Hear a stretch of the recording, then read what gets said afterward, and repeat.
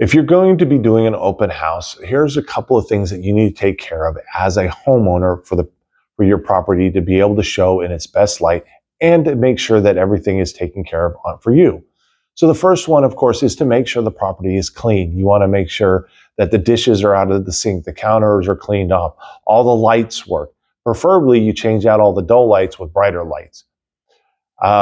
Making sure that the property doesn't smell like pet. If you have one, you may have to do a quick vacuum and some Febreze. That's the word I was looking for.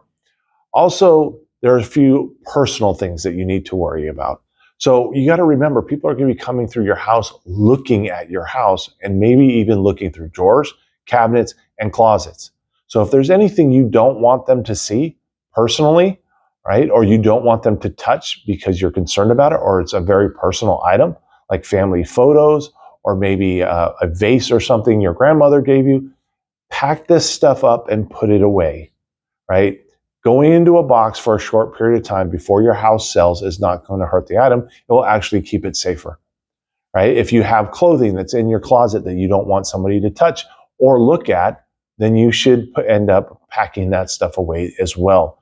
Your house is being sold, right? It's just the way of life. Even if an agent shows your house, the buyer may just be walking through with their agent, but they still may look into cabinets, closets, and drawers. Medication, mail, all that personal stuff.